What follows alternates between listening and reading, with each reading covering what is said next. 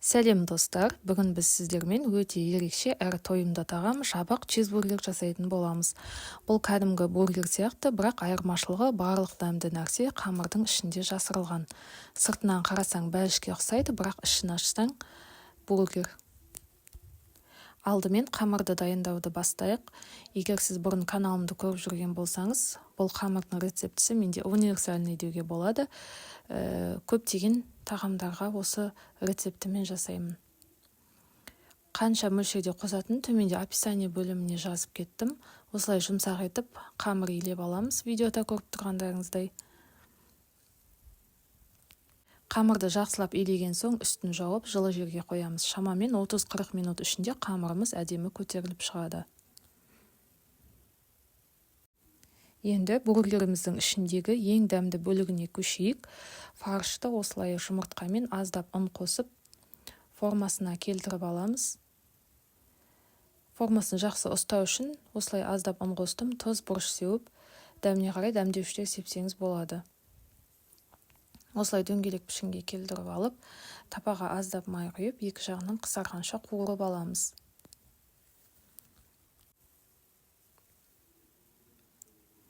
Мінекей, ортасына салатын фаршымыз да дайын болып қалды.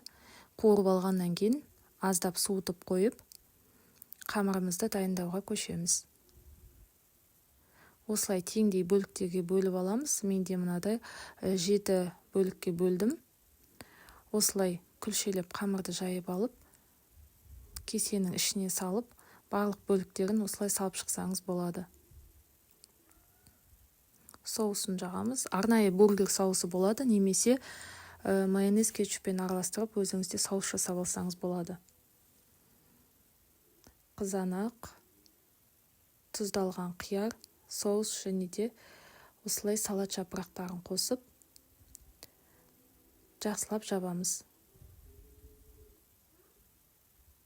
Осылай дөңгелек пішінге келтіріп, тапамызға тізе береміз. Немесе екінші вариантын жасауға да болады. Осылай күлшелеп жайып, кесеге салмайық. Осылай жасасаңыздар да болады. Дайын болған барлық бургерлерді астына пергамент қағазын төсеп, осылай тапаға тізіп, бетіне жұмыртқаның сарысын жағып шығамыз. Қалауыңызша зира немесе күнжіт сепсеңіз де болады. Мен осылай ақ күнжіт сеуіп шықтым. 200-250 градуста 20-30 минутта осылай пешіңіздің қызуына қарай пісіріп аламыз. Ал енді дайын болған жабық бургерді дастарханға қояйық. Достар, шынымен де иісі бүкіл үйді жайлап кетеді. Сыртынан қарасаң кәдімгі бәліш сияқты, бірақ ортасын кесіп көргенде фарш пен еріген сырдың қосындысы шығады. Нағыз бургер, бірақ басқа түрі. Бұл тағамды балалар мен ересектер де ерекше жақсы көреді. Шаймен, шырынмен, тіпті сорпамен де бірге өте дәмді. Жолға алып шығуға да ыңғайлы. Достар, видео ұнаса, міндетті түрде лайк басып, пікір қалдырып кетуді ұмытпаңыздар. Келесі видеода кездескенше.